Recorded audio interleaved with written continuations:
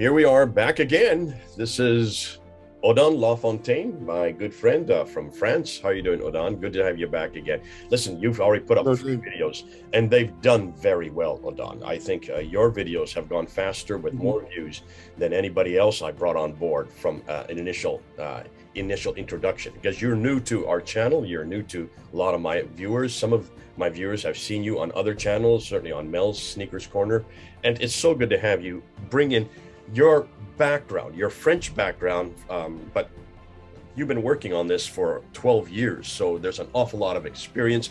And the comments that we're getting, and you've been reading the comments, I've been reading the comments, we're getting a lot of comments saying this is finally, we're getting a holistic picture. It's this holistic picture people like. We're starting to see now the missing link, that missing link between the 7th century, the Arabs, these Nabateans, these Quranic Nazarenes. How did they then become the Abbasid version of what we now know today as Islam? Where's the missing link? And you're bringing in an awful lot of names, and especially in the last video that we put up, an awful lot of names. People were confused. An awful lot of people saying, wait a minute, too many names, too many places. Where are all these people? And there was and understandably, because it's new for most of my viewers and most of even some of your viewers, I've asked you to go back and try to define these people. Try to help us understand who these people were, where they lived, how they fit into the picture. And you're going to use maps, and you're going to give the names. And then at the very end, what you're going to do is you're going to also put it in a timeline. You're going to put it in a timeline saying when the Arabs, well, you're even going to define what Arabs mean, because that's something that's confusion for people. Who are these people called Arabs? They're not the people who today we call Arabs, and they certainly weren't what was earlier called Arabs, but who are they? So you're going to start, you're going to help us with that, and then we're going to end with the timeline to kind of conclude this whole mishmash of different groups that existed there in the 7th century, noticeably not down in the Hijaz, not in Mecca, Medina, but all up in the north, all up in places what we know today as Jordan and Iraq and Syria and Lebanon and parts of Egypt. That's way up in the north. That's not down in the Hijaz. So help us here. Odon, I'm going to be excited by this, because I've been waiting for this kind of a video to unpack it all, to help us see who we're talking about, give the names, some definitions, some background, places where we can look at, so that we can follow you as you create or as you introduce us to this missing link. Over to you. Thank you, James. Hello, everyone. Yes, I'd like to be a bit more clear and precise about the main protagonists of the origins of Islam. In the previous video, I had to go very fast and make a sort of big synthesis. And I did not want to get lost in details, but details are important. And many viewers asked me to define who the Nazarenes are exactly, who the Arabs are, and so on. So I've put up a little presentation about those protagonists. So the Quran can be used as a source to tell us about the people who wrote it, or the people who composed its text. And when you look into the Quran, what you see at first are homilies, sermons. Yeah. We see a preacher or some preachers speaking to an audience, preaching, in fact. And simply by looking at those sermons, we can learn about the language of the preachers. For example, they speak an Arabic, but also we find a lot of Aramaic words in the sermons, and a sort of an Aramaic way of thinking. We can learn about their ethnicity, the community they belong, the cultural environment. We also learn about the religious training of these preachers. They know about the Bible, for example. They know biblical stories. They know text commentaries about the Bible. And we also know about their objectives, their motivation. And we have lots of examples in the Quran to understand who those preachers were. For example, they use the word Gehenna, Gehanama, which relates to the Valley of Hinnom in Jerusalem, and which was in the biblical tradition a kind of an equivalent to hell and to the hellish punishment.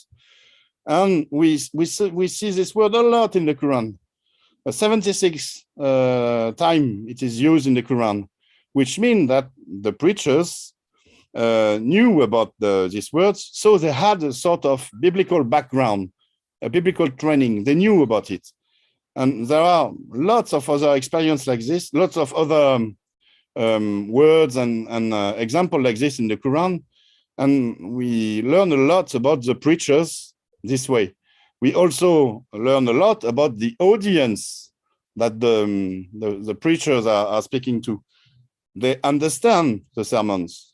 Maybe they don't, and when they don't, we have the explanation. And so, according to what the preachers decides to tell the audience or decides not to tell them, we gather what they know, what the audience already knows, what the audience has to learn, and we understand who the audience is. We understand that mainly, the audience is composed of Arab Christians or Christianized Arabs, and they understand some very complex theological concepts, such as the Holy Spirit, for example, such as the Messiah, such as the Day of Judgment. So, of course, they are not pagans who don't know nothing about the one God and the biblical tradition. They also, a bit like the preacher, they also have a sort of biblical training or biblical background, not as elaborate, of course, as the one of the preachers, but we can conclude that they were Christians or Christianized. When we look deeper into the Quran, we see also that the Quran names different categories of people. And in order to understand what the Quran is about and what it has to teach us about Islam's origin, what it has to teach us as an historical source, it is very, very useful to understand who those people really are. We have some wonderful tools nowadays to study the Quran, such as the website corpusquran.com or qurangetaway.org, which allows us to make lists of all those categories of people, lists based on the consonantal roots. And this is what I did for everything I'm about to expose now. And by comparing the meaning and the context of every word in its context, we can gather who those different categories of people are. The Quran speaks a lot about kuffars, coverers. We already spoke about them, but it's almost 500 times that the Quran uses the KFR root, the same one as in kuffar, coverers. So those are very, very important for the preacher. The preacher really has to say something to his audience about them. The Quran talks also a lot about the believers, the mu'minun. There are more than 200 occurrences of the word, and if we also look into the verb, which is based on the ha-mn root, hamana, there are also lots of other verses where the preacher talks about the believers, the one who believe. The believers, in fact, it's really simple to understand. They are the one who believe what the preacher is telling. So they had a Christian background. They were Christian Arabs, and because they believed in what the preacher is telling them, is teaching them, they became believers, and so they kind of became ex-Christians because as we saw it before, the preachers are kind of Unitarian Christians. They believe in Jesus, but they don't believe he is the Son of God. They do not believe in the Trinity. And so they are teaching a sort of Unitarian creed to the Arab audience, and which makes this audience an ex-Christian audience. The Quran also tells a lot about the mushrikun, the associationists, the people who associate something, a false god, with the one God. There are 165 occurrences of the Esaka root. It also talks a lot about the people of the book, as we explained it before. Almost 80 occurrences of the KTB root in which it designates a community or some people regarding to the use of the book, the scriptures. The Quran tells also about the Muslimun, but the Muslimun in the Quran, in a very literal way, are not really Muslims in an Islamic, in the Islamic sense. They are the people who submit. And when you read the Quran, when you try to make sense of a literal reading, you have to keep in mind that when you encounter Muslim in a verse, it does not mean Muslim in an Islamic way, but only submitter, someone who submits to the word of God, to the teaching of a preacher, for example, but it does not have yet an Islamic meaning. The Quran also speak about the Jews as being Judeans, Yahud, or Hud, or people of Hud. And there are almost a bit more than 30 occurrences of expression to point at Jews. And the Quran speaks also about the Nasara, with the enigmatic NSR root, 15 occurrences of the word. They are the Nazarenes. And we already have seen that those Nazarenes are not Christians, but they belong to the people of the book. They are Jewish people who believe that Jesus is the Messiah and that he is not the Son of God. And also the Quran speaks about other people, the people of Pharaoh. The Quran speaks about the Arabs. There are 10 occurrences of the Arab word to point at I think the Arab people, of course. There is only one occurrence of a word, of an expression, a phrase, to point at the Christians as being the people of the gospel. Otherwise, there is no mention of Arab Christians, of etymologically correct Arab Christians. Because as you know, Jay, in Arabic, Christians can be called Nazarene, but it is an Islamic way of calling them.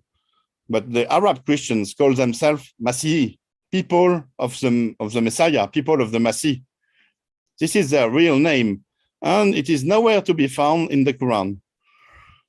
And the Quran also speaks about a lot of other people, Romans, Sabaeans, and so on.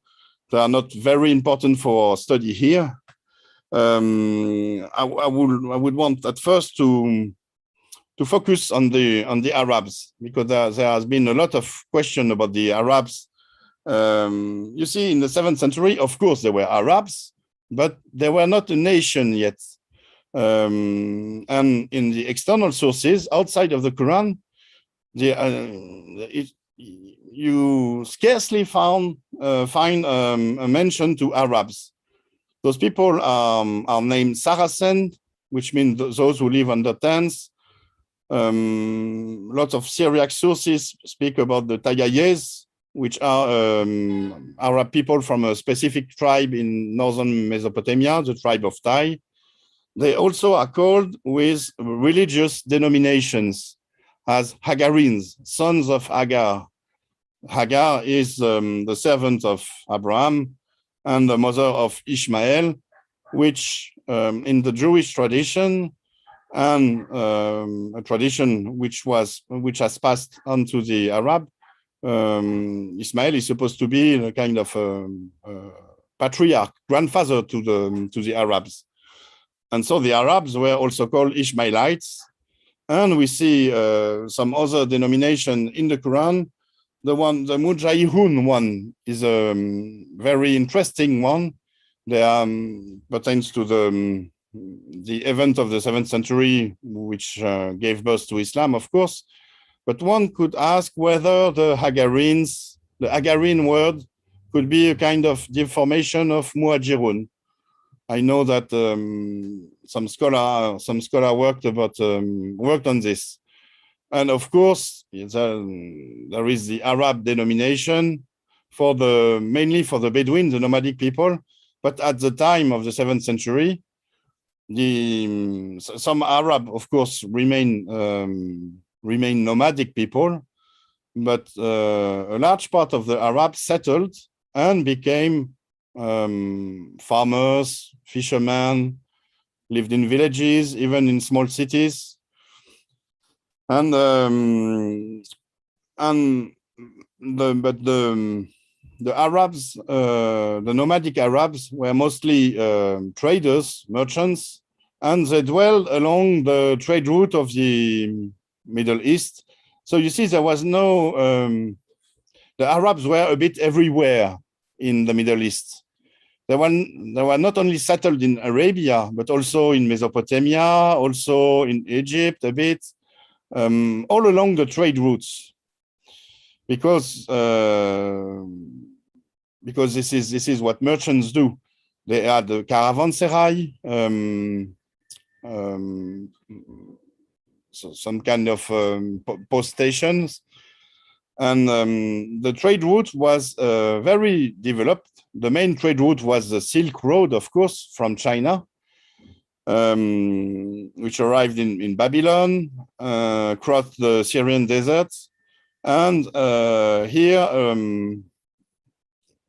in the region of Damascus, the goods were some goods were put to the Byzantine routes. So this was here in Damascus, near Damascus, an important hub of exchange for the trade routes. And there is something very interesting happening here around Damascus, on the Mediterranean shore. We find here traces of the Quraysh tribe, the famous Quraysh tribe, which is supposed to be the Muhammad's tribe. A French archaeologist in the 1920s found the archaeological remains of the Quraysh caravanserai near Latakia, Latakia on the Mediterranean shore. Look at here on this map. He found the remains of the Khan el-Qurashiyeh. And also he found a river of the Quraysh here near Latakia. So the river of the Quraysh was named Nahr Qurashiyeh, and the caravanserai of the Quraysh named Khan el-Qurashiyeh. And during the 1920s and before, the remains of the caravanserai were still to be seen. Okay, can I stop there real quickly so people see where you're talking about? If you look at the map, everybody look on the left, see where Damascus is. It's known as Damas, and see where Beirut is there. So we're talking north of what is today Damascus and north of what is today you can see Tripoli there. So it's up the coast from Tripoli. Latakia is where we're looking at. That is exactly that today. Nowadays it's near the port of Tartus, where the Russians are today. And which country is that? That's Syria? That's Syria. That's Syria. Oh, Syria. So modern day Syria, it's called, give the name one more time. It's Latakia. Yeah, but what's Latakia? And the big city is Latakia, and there is in the vicinity the modern port of Tartus. Tartus. Is that the Tartus? This is where the Russian settles for the war against Daesh. So here you find the caravanserai and of the Quraysh, and also the river of the Quraysh.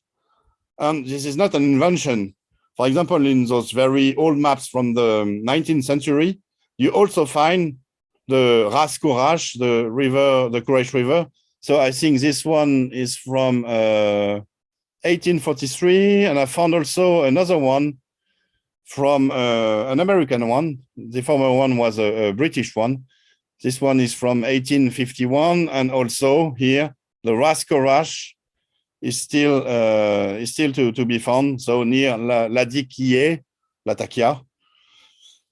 So there were the Quraysh tribe had a settlement there. It does not mean that they were all here, but it means that they were settled in a very interesting location for trade, because it was the end. Just so our hearers understand what you're talking about, why is he zeroing in on the Quraysh? For all of those who are familiar with the standard Islamic narrative, which is the narrative that you're taught today, which is what everybody has to follow, Muhammad himself was from the Qurayshi tribe, and his Arabic would have been Qurayshi Arabic.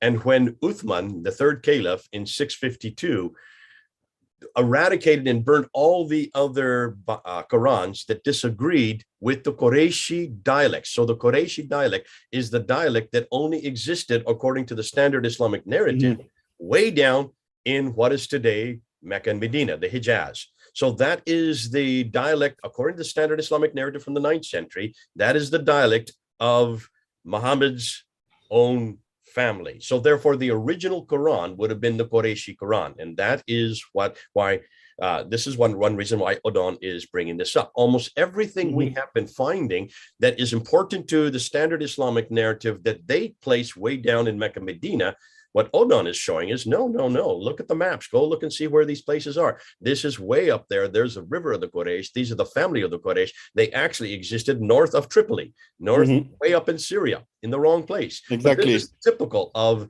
the Islam. This is what the Abbasids did. They took everything from the north and they brought it down to the south. And mainly, as I think what you're going to say, Odon, they did this as they moved. As they moved, they took their names with them. They took their traditions with them. They took also, as we found out with the 5 stages of the 5 stages of the Hajj, they even took their practices with them.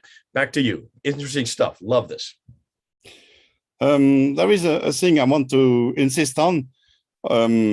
We find some evidence of Quraysh settlement in this region here, but we know also that Muhammad was a merchant, so he was dwelling along the trade routes, and maybe with the preachers that we know of thanks to the Quranic text. And so the ideas, the sermons, they were maybe dwelling also along the trade routes. Petra, for example, was an important hub for those trade routes. Bosra is also very known in the Standard Islamic Narrative. And we see also that there are links with Mesopotamia here, and Arabs were everywhere. Here, also in Arabia, in Mesopotamia. So from this northern region of Syria, the ideas, the sermons could well have traveled among other tribes, other Arabs. So let's keep this in mind. Okay, for those who are probably getting a little confused right now, when he says Muhammad could have got it from there, be careful. If that were the case, if Muhammad was the author of the Quran, which I don't believe he was, I don't think Muhammad had anything to do with the Quran. Nonetheless, what he's saying is, even if the standard Islamic narrative is true and Muhammad did receive the Quran, if he was living way up there in what is north of Damascus and north of Tripoli, the Qurayshi people, in that where you see that red square is, then that would suggest that he just got this material from those sermons and those reportings and those homilies by the preachers in that area who are along the trade route.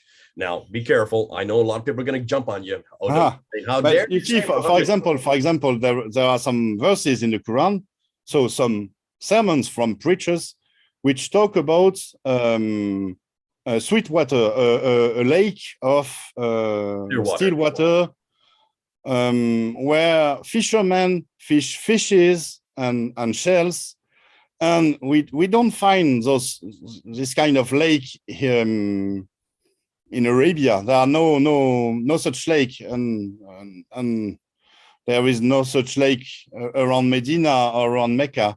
But we find those here. Here we have the Lake of Galilee, Tiberiad's Lake, for example.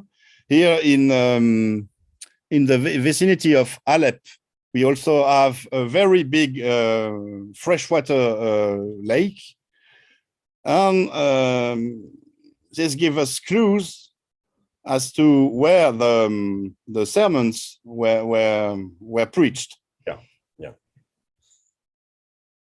At least those one.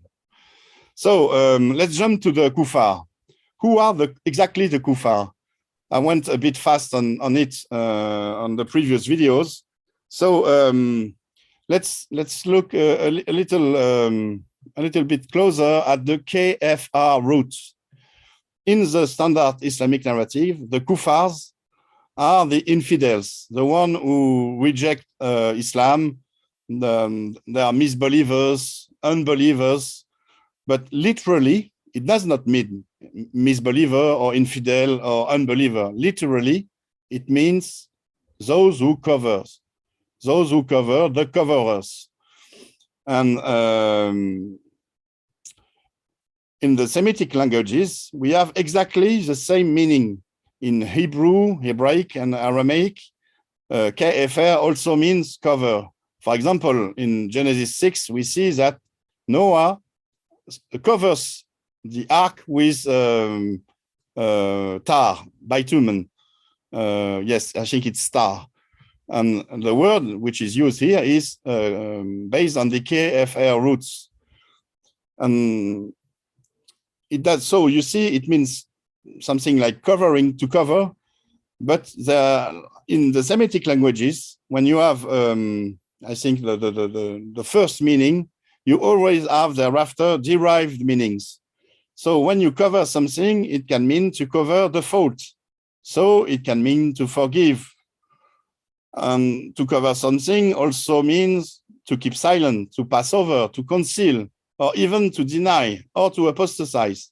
And so we see here how the infidel meaning came into the Standard Islamic Narrative. At first, it was the word meant coverer, and thereafter, with the creation of the Standard Islamic Narrative, the scribes, the scholars, the Islamic scholars, they kind of drifted from coverers to deniers and then unbelievers. But literally, it means coverers. And we saw in the previous video, that those coverers were Jews who covered their sacred scriptures with other scriptures. And they claimed that those other scriptures were divine. And this describes the Talmuds. In the 7th century, it was the beginning of the widespread of the Talmud, particularly the Babylonian Talmud among the Jews. And some other Jews, namely the Quranic Nazarene, did not agree with the Talmud. They thought it was sort of an abomination, a sacrilege, because people invented a text and they put it over the Bible, over the sacred scriptures. They covered the sacred scriptures with the Talmud, and they changed, because of this, they changed the meaning of the sacred scriptures, and they hid some prophecies, they hid some stories in the sacred scriptures. And I think those stories relate to the coming of Jesus, the prophecy about the Messiah.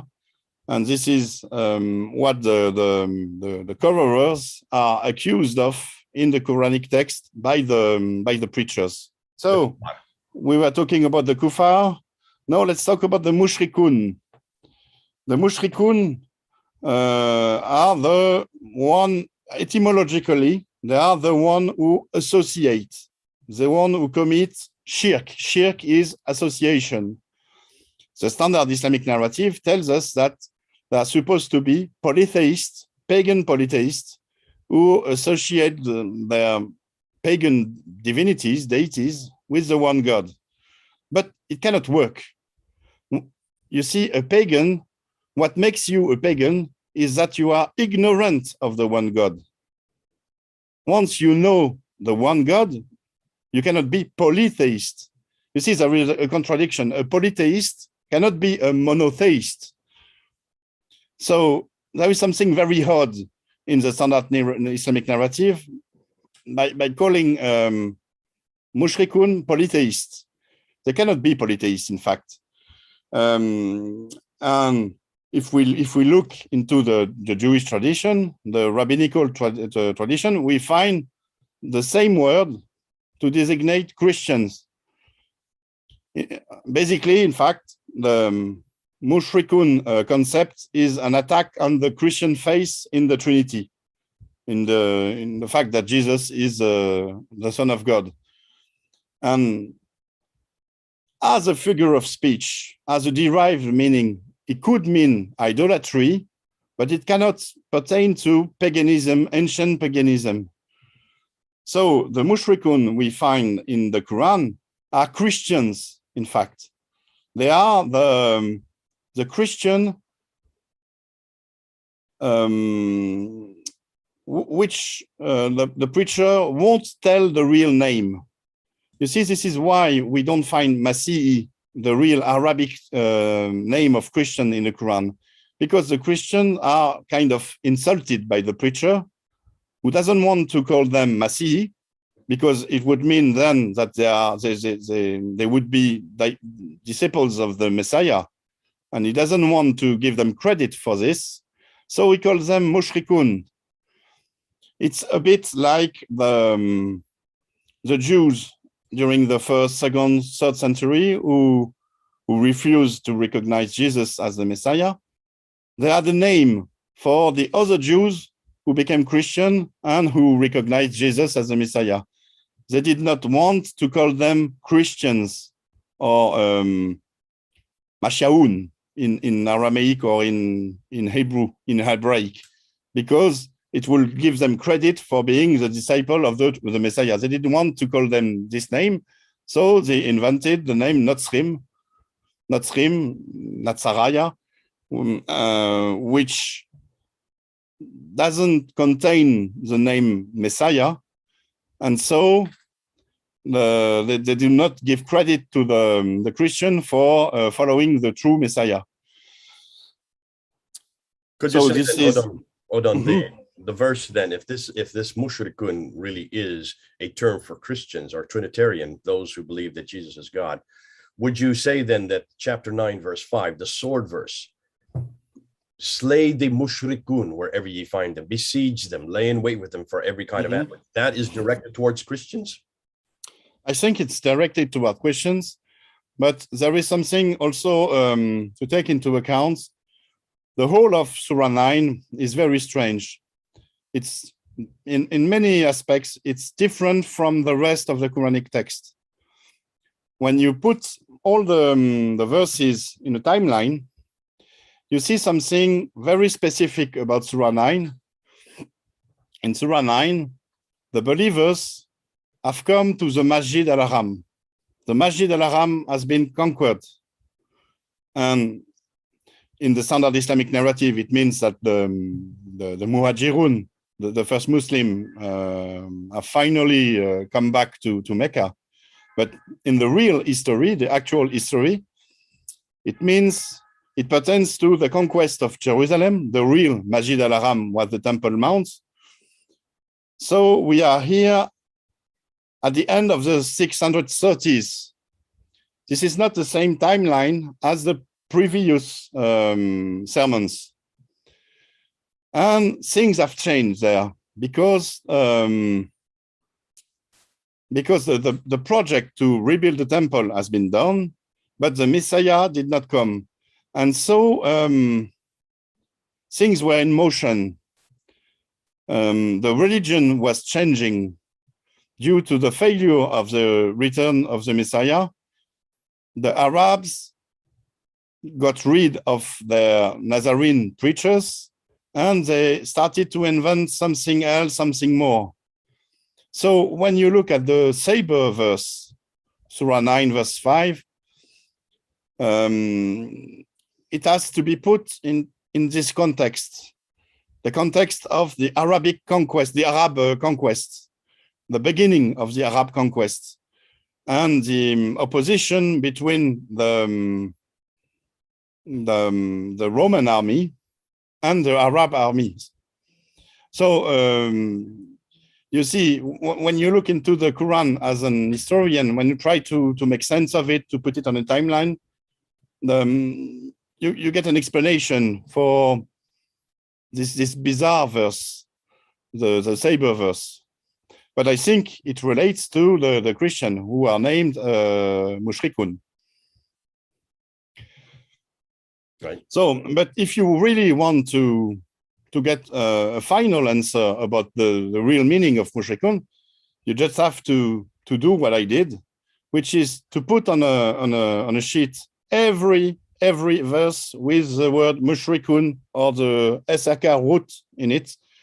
You put it like this, tens and tens and tens of verses, and you look into every one of them in Arabic, of course, thanks to, for example, the website corpus.quran.com or the other one, Quran Gateway.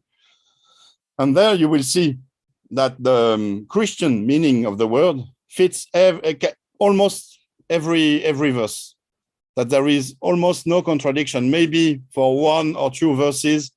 And there you can ask whether those verses may have been tampered with. It might be probable. But when you do this work, like I did, you put everything in a list, and you look at every occurrence of the SRK root. You come to realize it can only mean Christian. This is what I did also with the KTB root, in order to understand who are the people of the book, the Al Kitab. We spoke a lot about them already in the previous video, and I already demonstrated there, thanks to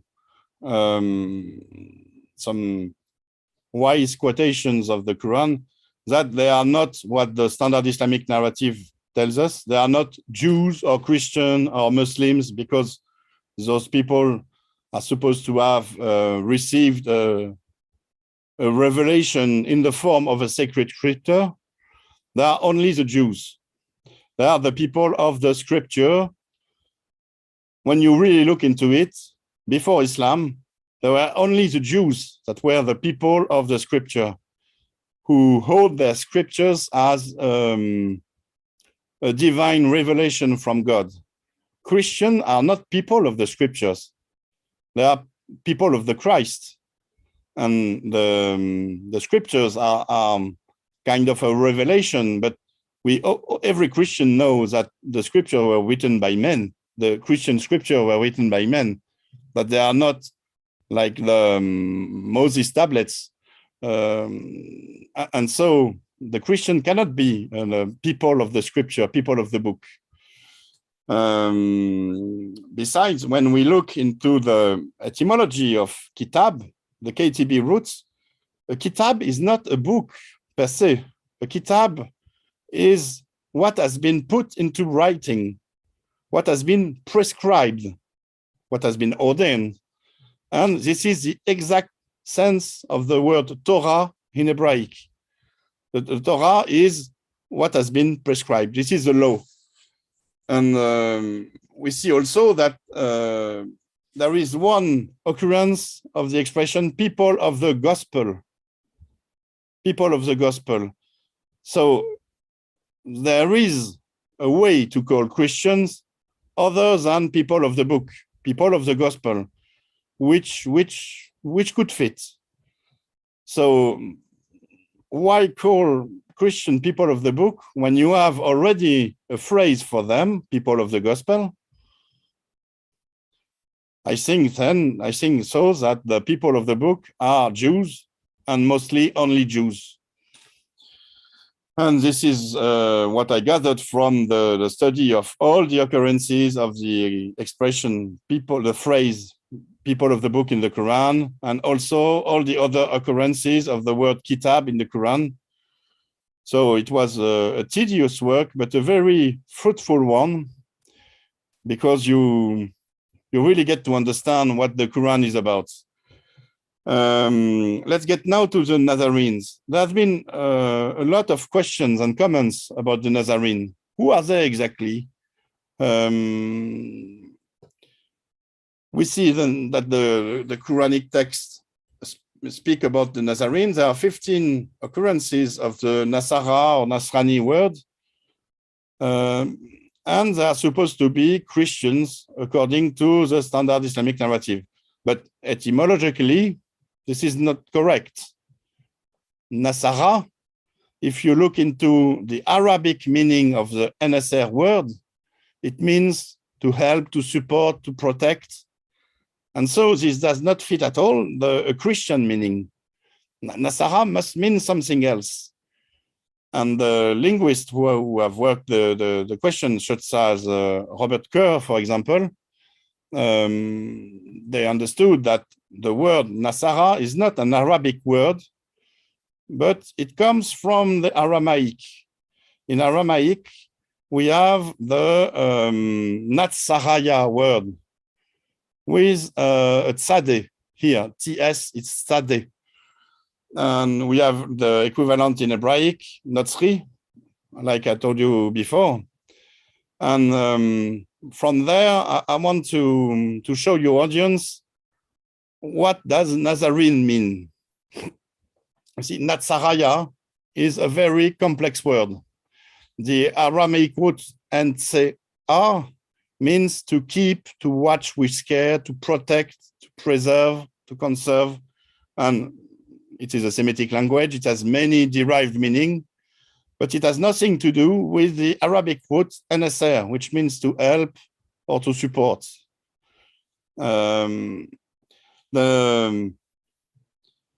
From this N-Seder meaning, we gather from the Bible that it can mean the branch, Netzer. In Isaiah 11, there is a story about the branch, and there shall come forth a rod out of the stem of Jesse, and a branch, a netzer, shall grow out of his roots. This is a prophecy about the descendants of David, about the Messiah being a branch out of the David line. This is the meaning of the N-Z-R root here, something which has been protected, preserved, conserved, watched with care. The branch is kind of the conservation of the David broodline. So, in a derived meaning, the branch is the royal blood of David. And so the Netzer is supposed to be the descendant of David, so he's supposed to be a prince with a claim to the crown, a claim to the Jewish kingdom, to the crown of the Jewish kingdom. In also a derived meaning, the prince is supposed to be the Messiah. The Messiah is the one who is anointed with oil. The king is anointed. And so the Natsaraya are the messianic people. Before the coming of the Messiah, they are the people who wait for the Messiah. So this is one meaning of Natsaraya. Natsaraya in the antiquity meant the people who were waiting for the Messiah out of the blood of David, out of the David line.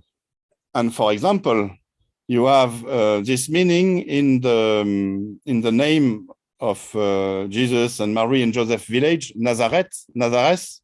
In Aramaic, it's Natsrath, Excuse my Aramaic, it's a very difficult language. And what does it mean? It is the city of the Messianic people. It is a city which was populated by descendants of David.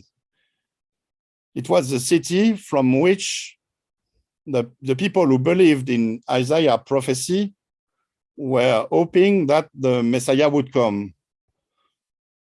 Another derived meaning, once Jesus has been acclaimed as the Messiah, the Nazariah became the Messianic people of Jesus. They are the people who recognize Jesus as the Messiah, who recognize Jesus as being the Netzer, the branch out of the David line. So you see, along the story, when you go along the timeline, the meaning changes. This is why it is a very complex word. And so the first Christians, the first disciples of Jesus who recognized him as the Messiah were called Nazariah. It was kind of logical with what I just explained. And so the Jews who did not recognize Jesus as the Messiah called the one who did Notzri, which is the same word in Hebraic as Nazariah. And thereafter, in Antiochus, and it is very important that this happened in Antiochus, the Christians, the Jesus disciple, adopted the Christian denomination instead of Nazariah, because Nazariah is a very complex word. It's complicated. You have to know about Isaiah, you have to know about Jewish tradition in order to get the messianic meaning. And also in Antiochus, in Syria, at the time, there were also other people called Nazarene, Nazariah, and they were not Christian. It was an ancient people that lived there in Syria for a long time. They were called Nosairi. And maybe it's the reason why the change of denomination from Nazariah to Christian happened in Antiochus, in order to distinguish the real disciple of Jesus from the other one who had the Nosairi name without any link to Jesus. So Christianoi in Greek, and Mashiaye, people of the Mashiach, of the Messiah in Aramaic. And the Nazariah denomination was kind of left behind. But we still find nowadays people who are Christians and use the Nazariah denomination in India. You have the Christian of St. Thomas, who were Christianized during the 1st and 2nd century, and who learned Aramaic, and who kept on the Nazariah denomination, Nasrani. But otherwise, in the Middle East, there is no trace of a Nazariah denomination for Christian up until the 5th or 6th centuries. And so the word Nazariah was not used anymore by Christian in the Middle East. It was used by other Aramaic-speaking people who wanted to the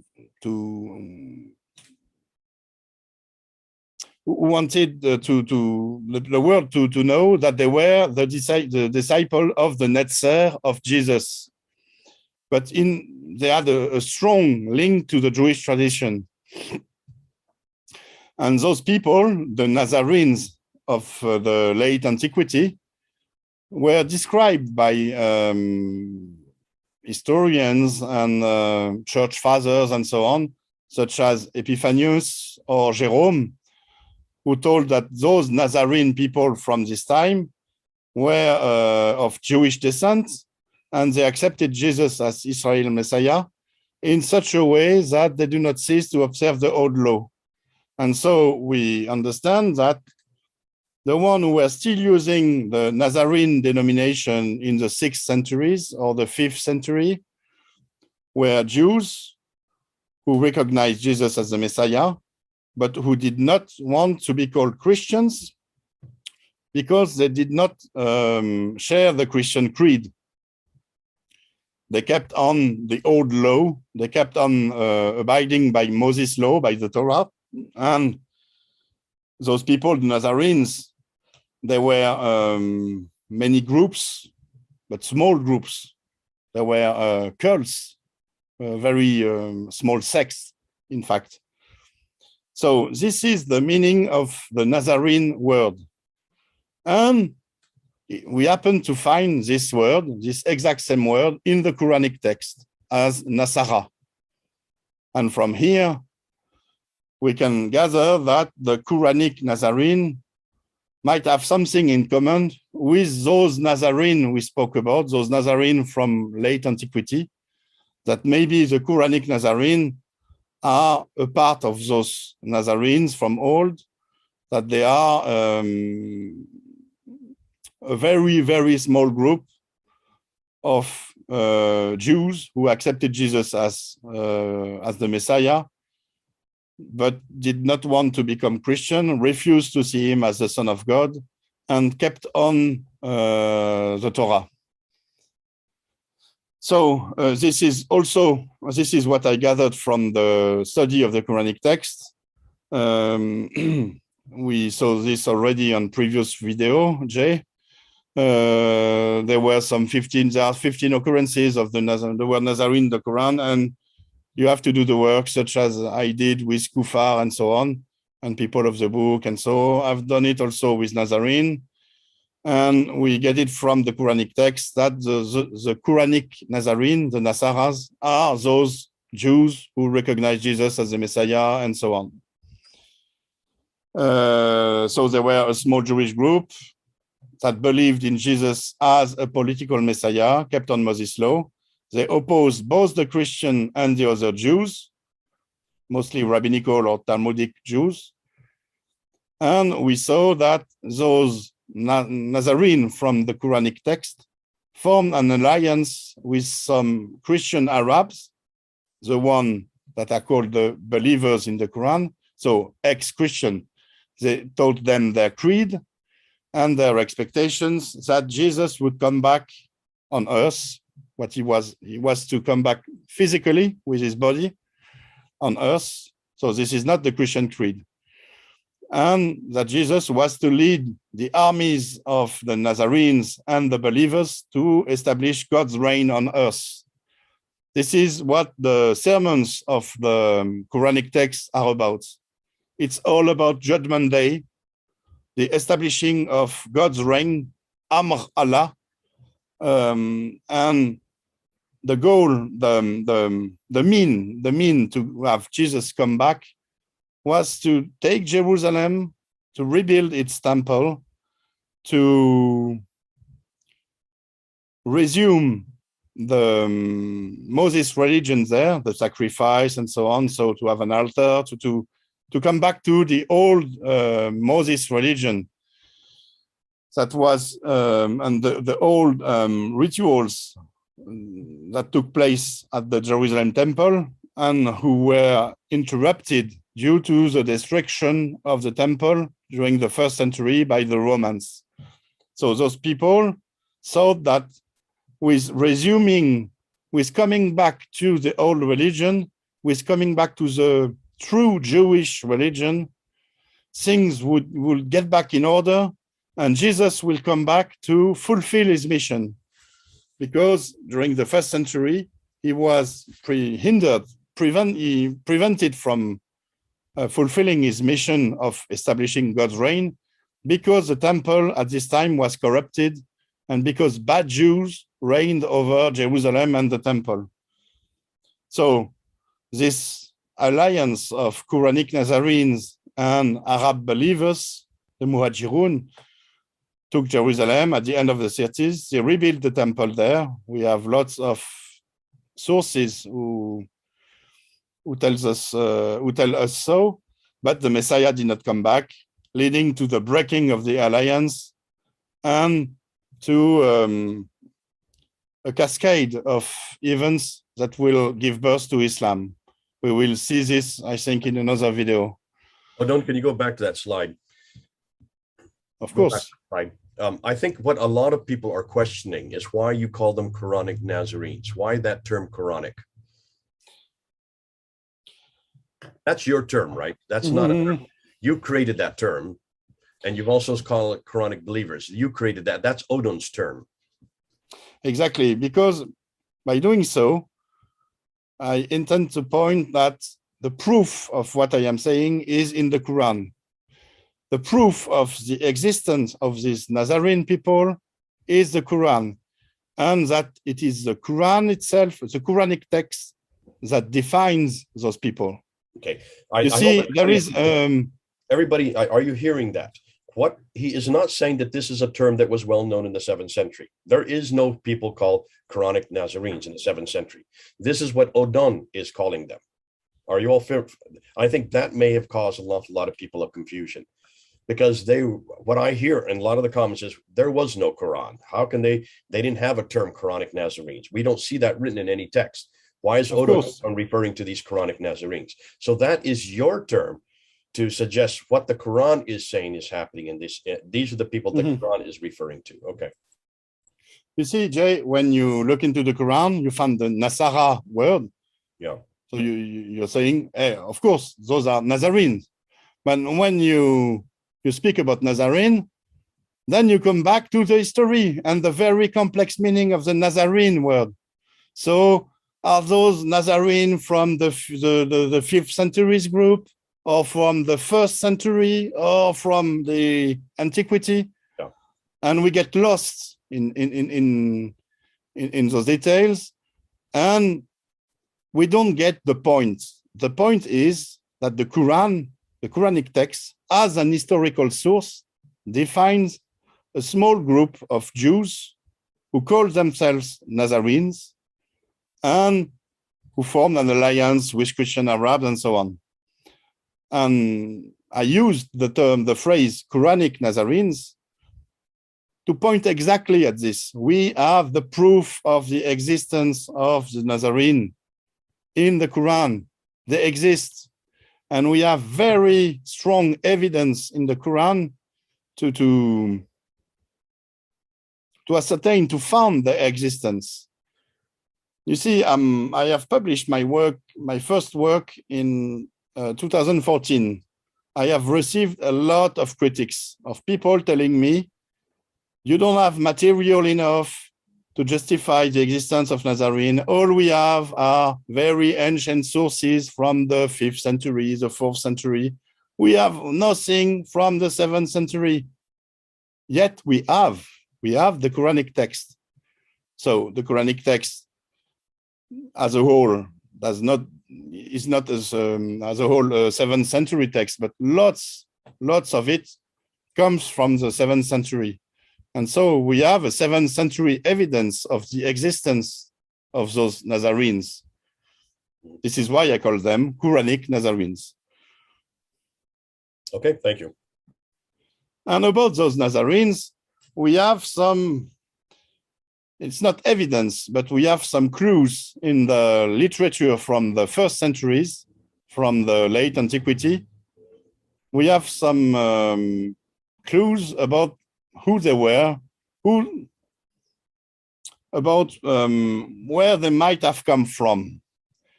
In the writings of Epiphanius of Salamis in his Panarion, he tells us that in the 4th century, there were some Nazarene people who came from the first Judeo-Christian community of Jerusalem.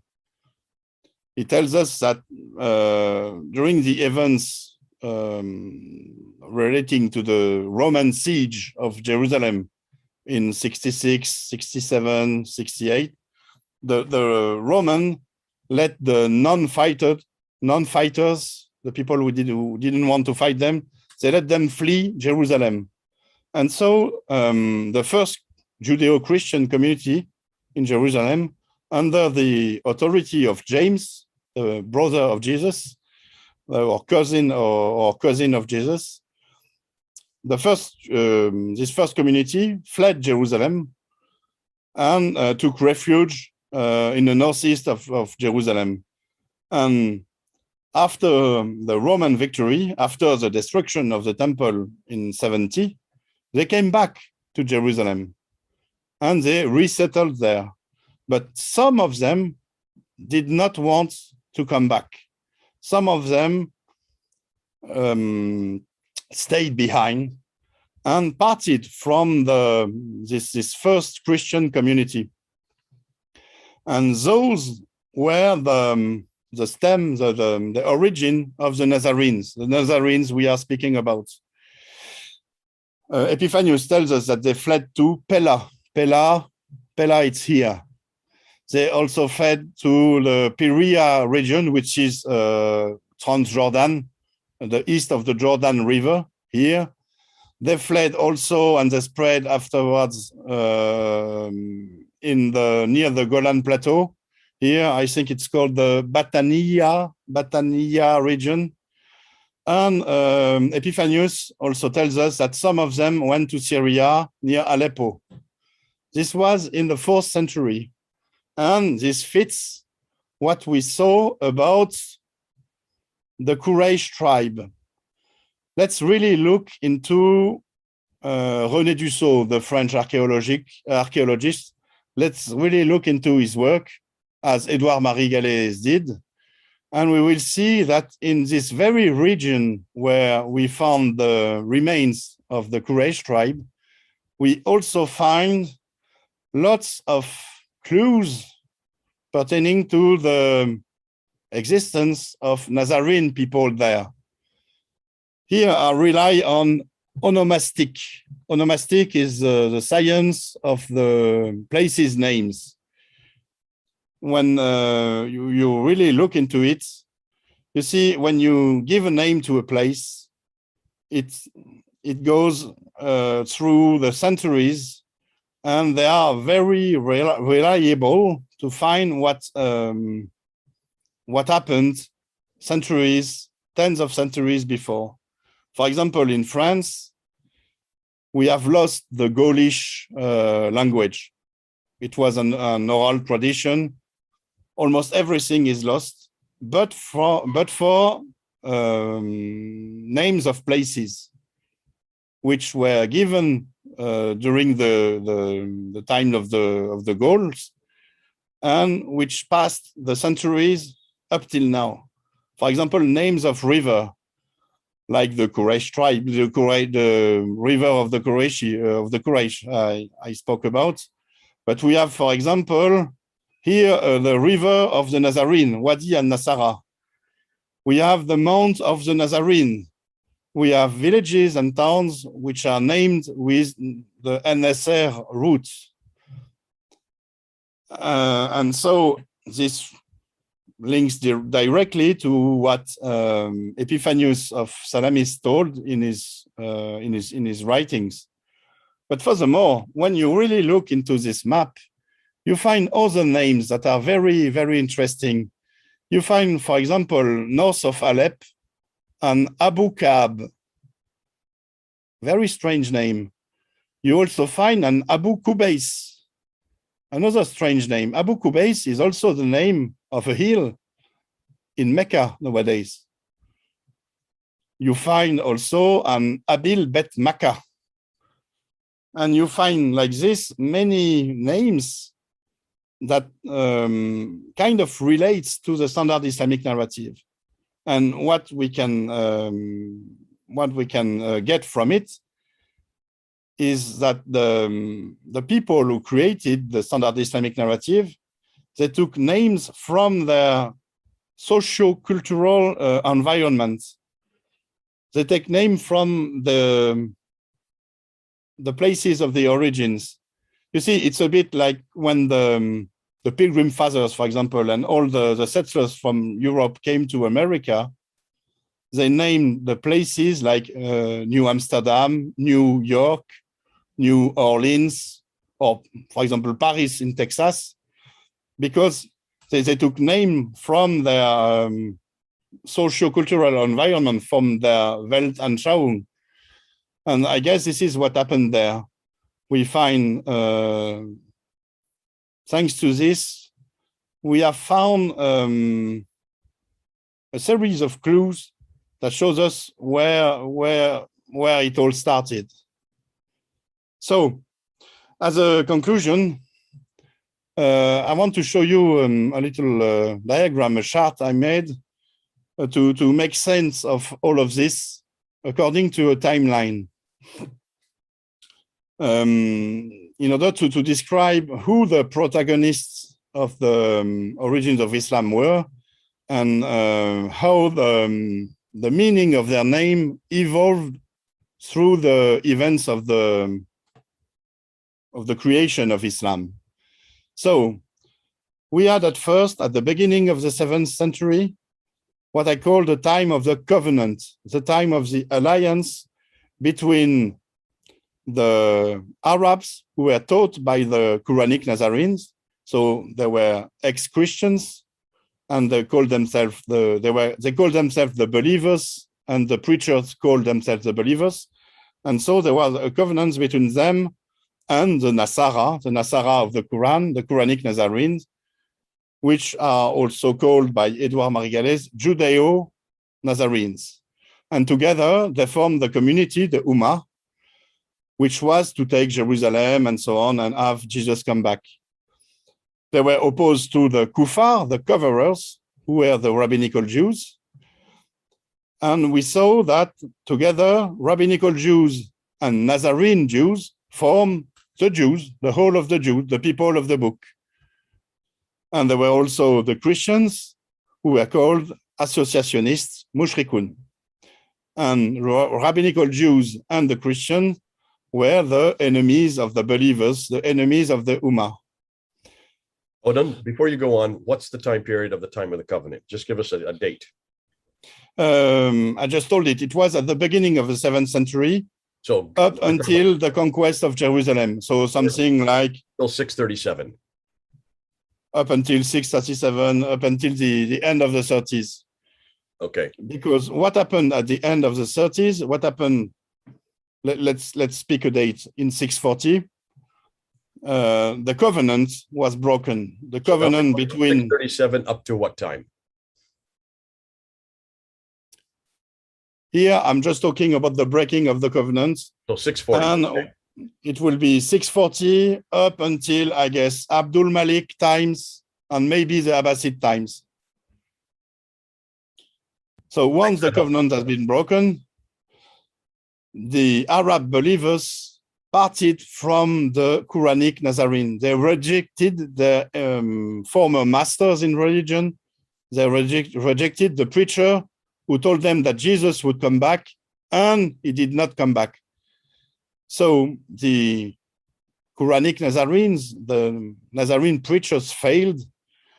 Hence, they were seen as enemies now of the Arab believers. And we see this in the Quran, in Surah 5, in the 5th Surah. There is a mention to the breaking of the covenant by the Nazarenes themselves. So the Arab believers had new enemies. They considered then the whole of the Jews, the people of the book, the rabbinical Jew, as well as the Nazarenes. So the whole of the Jews, they considered them as enemies. And in 642, is it 642? Maybe it's 640. I don't remember exactly. The Jews were expelled from Jerusalem. 640. It's 640. It's in Moshe Gil book, History of Palestine. He gathered the Jewish tradition. And in this Jewish tradition, you see that this very strange event of the expulsion of the Jews from Jerusalem in 640. This is because the covenant has been broken, and the Jews that were expelled at this time in 640 were the Nazarene Jews. And the Christian remained the mushrikun. They still were called mushrikun, associationists. And the whole of them, Christian and Jews, were seen as the enemies of the believers. And we see this in the Quran. For example, I think it's Surah 5 verse, it's either, I think it's 51. Here we see that the Jews and the Christians are supposed to be the enemies of the believers. And they are supposed also to be allied one with each other. So this is the evolution due to the breaking of the covenants, and which lasted until the creation of the Standard Islamic Narrative. This is why, Jay, when you asked me about the timeline, I said up until Abdul Malik and the Abbasid times, because I guess the Standard Islamic Narrative, its creation, its invention started after Abdul Malik, and it was mostly written during the Abbasid period, Abbasid time. Most of us pretty much put that from 749 onwards. We don't put it before, because almost anything before 749 has been eradicated. So we don't know. I mean, this is the problem that all of us are dealing with. Remember, you have the story of al-Bukhari, who was given 600,000 of these historical narratives that he was to go through and whittle them down. And he threw out 98% and only retained 7,397 out of 600,000. What were those 600,000? This is that which preceded 749. So the Standard Islamic Narrative that we pretty much say from the time of 749 on is the Standard Islamic Narrative. That only gets written down in 833 and 870 and 875 and 923. So it gets written down in the 9th and 10th century, but it gets put together. It's beginning to be put together by the Abbasids up in Baghdad from 749 on. So I would put 749 onward. I would not include the Umayyad period. I agree. So in the Standard Islamic Narrative, what do we find? We find that the Ummah is made of the Muslims, which are the believers. Muslims and believers are now alike. It's one and the same. We find that the Nasara have become the Christians, and the Jews are the Yahud, al-Yahud.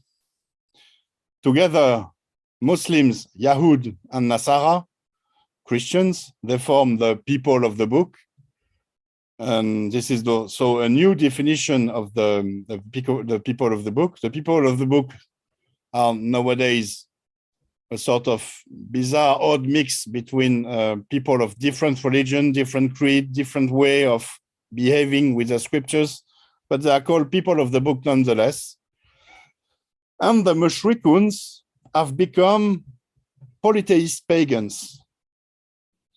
But because they are pagans and polytheists, they are also, in a derived meaning, accused of being idolaters. And so, because the Christians are supposed also to be idolaters, in a derived meaning, mushrikun in the Standard Islamic Narrative can mean also a Christian. And together, Yahud, Christians, and mushrikun, they form the kuffar. But they are not coverers anymore. They are the infidels. They are the unbelievers, the misbelievers, those who refuse Islam. And now we have, with this timeline, an explanation for all the oddness, all the bizarre stuff in the Standard Islamic Narrative. Why Christians are supposed to be people of the scripture, whereas they don't have the same reverence to scriptures than Muslims or Jews. Why is it that Nazarene are supposed to be Christian, even though in the Quranic text, in some verses, it cannot fit, and the Quranic text contradicts this definition of Nazarene being Christians?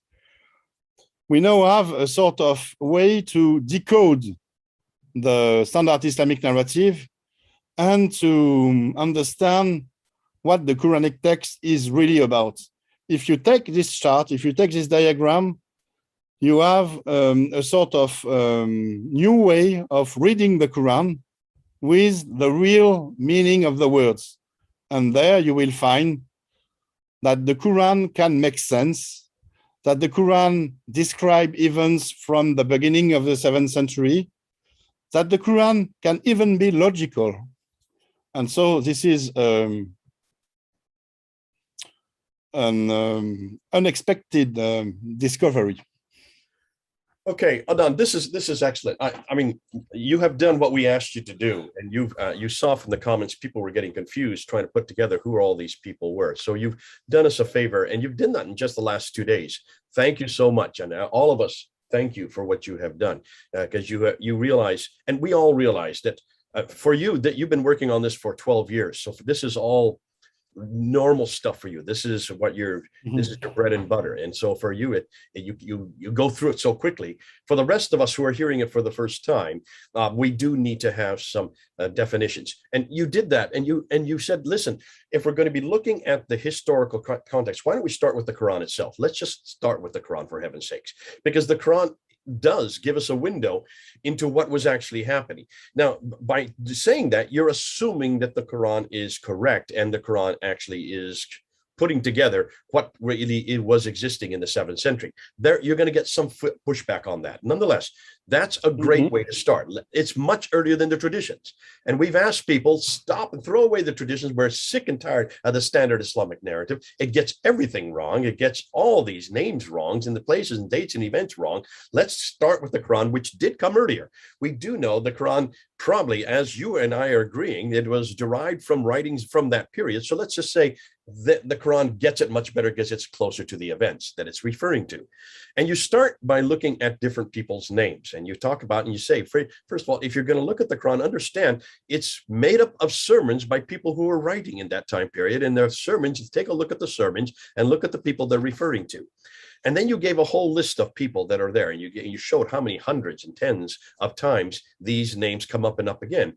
The Arabs you started with. Now, the Arabs, you were very clear that the Arabs are not the Arabs we speak of today. When we think of Arab, we think of Saudi Arabia, and we need to be careful, because that is not what Arabs were historically. We know way back in the Roman periods, Arabs were only Arapatrea, which is up in what is today Jordan and Syria. And you're saying, listen, the Arabs have other names they give to themselves. Saracens is a name. People who live in tents, they're called Tayaye. These are the people from up in Iraq, up in Mesopotamia. The Hagarin, people who were in the line of Hagar, Magre or Muhajirun are derivatives of that word Hagarin from the line of Hagar. Ishmaelite would also be a derivative, not derivative, but also the son of Hagar. So all these different names they gave themselves, but they were all people up in the north. And they also follow the trade routes. So look where the trade routes are, and you will see where these people are. That's where the Arabs were. They were traders. So they were nomadic. So they were moving all over the place. You can't define them as one place, one environment. And that's so helpful to hear you say that. And then you zeroed in on the Quraysh, and you gave the Quraysh, you said, listen, the Qurayshi that you see probably is not the Qurayshi that we know. The standard Islamic narrative says the Qurayshi are these people that lived in Mecca and Medina. Muhammad was a Qurayshi. He comes from that tribe. Therefore, they had to live in the Hijaz. And then you put up and you said, no, hold on a minute. Let's see what the maps show us. Let's see what history shows us. If you look at the historical record, these Quraysh are from Latakia. Latakia is right up on the coast, right on the Syrian coast above Tripoli. That's way up north. I mean, you're getting up there. You're getting up towards Turkey now. And so you're really talking way up by Aleppo. That's where these Qurayshi are. And there you see a river called the Qurayshi. And you say, listen, names don't change that much when you're referring to a town or a river. They usually keep the same. Now, people can change and take those names with them. And you do talk about that people do that. And that's why when they left, they took the names with them, because they took that which was familiar. They took that which made them feel at home. And so that stands to reason that if people coming down to Mecca then incorporated that word Quraysh in Mecca, well, that or Abu Qubais, or Abu Bablis, the mountain that's there in Mecca, that is also way up in the same place that the Quraysh are from. And you talk about other places that also, I mean, it's terrific how you're going and saying, let's just look and let history tell us where maybe these places originated, and that may tell us then where they were where then they were borrowed from. You go into you talk about the Kufar. Now, according to the standard Islamic narrative, they are the infidels. But you're saying, no. If you look and unpack the word itself, it's the coverers. And it went from that meaning of coverers, those who cover and those who hide, those who change, those who manipulate, those who create with their own hands. And then you say, they then became the infidels in the Standard Islamic Narrative. Let's go to the original text. And then you went and you unpacked mushrikun. And I thought it was fascinating because mushrikun and Muslims always tell me today that I'm not a mushrik, that it's the idolaters, it's the Hindus, people like that who worship other gods. And yet you're saying, no, really, the Quranic term for that really is talking about those who equate another God, who commit shirk, and that would be the Christians. And it was primarily aimed at the Christians who are the Trinitarian Christians, the Monophysites, and those who actually were the Byzantine Christians of that day. They were the mushriks. So the word mushrikun, which is masculine plural in Arabic, is referring to that whole group. And we need to then look at that this was an attack against those, not necessarily the idolaters in India, but actually the Christians right next door, who were their neighbors. You then unpacked the word kitab or kutab and said that it's found 260 times. And you said that almost in the Standard Islamic Narrative, and I've heard this all my life. In fact, I hear it from all my Christian friends and missionary friends and everybody, that this includes us. When in reality, the Quran does not include us. It's actually just the Jews. The kutub, those who are the ones from the real book, the old book. And so therefore you're making a new claim here that I've not heard before. Fascinating, because that will paint a whole different view of how we interpret these verses from here on out. And then you end with Nazarene. And I like what you've done to Nazarene, because the Nazarene is the claim you're making. And you're saying that these people that we need to watch are the Quranic Nazarene. That means the Nazarene that are in the Quran. And you're saying that these Nazarene are those Christians or Jews who believe that Jesus was the Messiah, but that he's not God, and they're still waiting for his second coming. Am I correct on that? They are waiting for him to come back physically, as a person in flesh and blood, and to fulfill the mission he could not fulfill during the first century. And that got corrupted, so now he's going to have to come a second time, which is actually echoed in the Islamic traditions. The Islamic traditions do say the same thing, that Jesus came the first time, he did not fulfill his mission, he has to come a second time, and at the time when he comes the second time, he will destroy all the crosses, kill all the pigs, have a wife, have his 7 children, and then he will rise again. So in some ways, there is an echo of that in the Islamic traditions of this very point of the Nazarene in the 7th century. And I have a proposition for you, Jay, which is another video when we will explain all the change in Jesus, in the Jesus conceptions of the 7th century. Okay. Jesus was supposed to come back. He did not come back. People kept on waiting for him to come back, but ultimately he did not come back. And Islam took the Islam started now. Islam started there. Okay, and we're going to get that. Actually, you're going to talk about that in a video up to come that we already have planned. But then you go on and say that take a look at the map again, and you've brought us back to the map again. You say, well, take a look where these Ansari are. Look where these Nazarene are. They actually are way up by Latakia. They're way up in northern Syria. They're, once again, the very people that the Quran's referring to are too far north to be down in Mecca. So if this is the Standard Islamic Narrative, which we all know is what began after 749, began during the Abbasid period, or was created and then finalized in the Abbasid period, that has the Nazarenes even in the wrong place once again, because historically we know there were no Nazarenes that far south at that time, at the time of the 600s. Now you then ended with a great graph, and I hope people grab that graph, copy it, print it, and keep it in front of you, because that graph goes through 3 different time periods. About 600 to 630, that is the Arab Nazarenes that you're talking about, the Arabs and the Nazarenes who are together, who have an alliance. That alliance is then broken in around 637, 638, and from 630, the second column, you then have where that fissure of that alliance, and then you have the Arab believers who become now the Ummah, and they are the ones who now take on that mantle, and that continues all the way up through the Umayyad period. You wanted to put it Abdul Malik. I would suggest we put it at the time of the Abbasids come in, because that's the Abbasids who then continue, I put in a whole another definition of the Ummah, the believers, and that is the word Muslim. And they are the Muslims from there on out. And that now, those are now the Ummah today, from 749 up until as we're speaking right now. Very helpful graph, because then you put all the different groups. Look at those different groups that Odon has put there and follow it through. You can see it's a sequence. Now, however, how are you going to show that sequence? And what is it we're going to do next? Well, Odon, I've asked you to do something, and you've agreed to do that. I want you to start with the coins, if we could do that next. Let's go to coins and epigraphy. Coins and inscriptions. Coins and inscription, because those are real witnesses of the 7th century, what really happened during this time. What he means by that, you can't destroy coins and you can't destroy rock inscriptions, because they are what they are. They are innominable, and they're as pristine today as the day they were carved or the day they were minted. Because they were minted and carved in the 7th century, in the very time period we're looking at back here, and because they were carved and minted in the very areas we're looking at, notice everything that Odon has said today is not from down south. It is from north. Therefore, the coins are also from up north, and also the rock inscriptions are from up north. And we want to look at those coins, the Western coins and the Eastern coins. And we want to look at them. We want to show the evolution that the coins show us. Once we show the evolution, what the coins show us, what Odon has promised to do is put together a very sophisticated graph. I've seen it. And it looks amazing.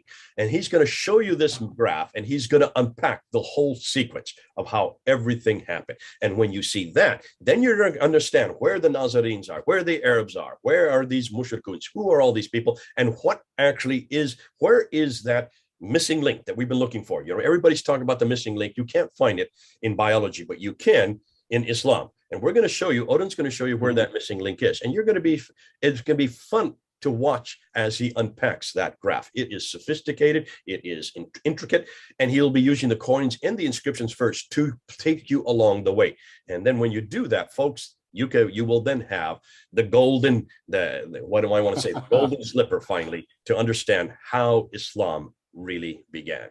But until that time, we have a little bit more to wait. We've got to continue on what he has done, where he is going, and what he has to show for us. Any last words, Odon, before we finalize this episode? Well, I don't know where to start. I think we are living in a fascinating time. Thanks to the internet, thanks to the accumulation of knowledge, we are about to unveil one of the greatest mysteries of human history. We are about to understand Islam much better than the Muslims themselves. Yeah, we're going to show you how Islam actually began, Islam's foundation began, and to show you what went wrong. Okay, God bless you. This has been great. Thanks, Odon. Thank you, Jay. Went together. I know you put this together real quickly just because of all the questions that were up there, but that shows that you are answering their questions and you are taking them seriously. Therefore, you who are watching, do comment there in the comment box. That's it. That's what it's there for. And do let us know what Odon is saying. Do you agree? Do you disagree? Is there something he said wrong? Is there something he should be correct? Is there some new material that you know that he doesn't? Help us. This is where we've learned, and we can help each other. God bless you. Keep us peer-reviewed and keep us honest. This is Jay and Odon, 3,000 miles apart. Over and out.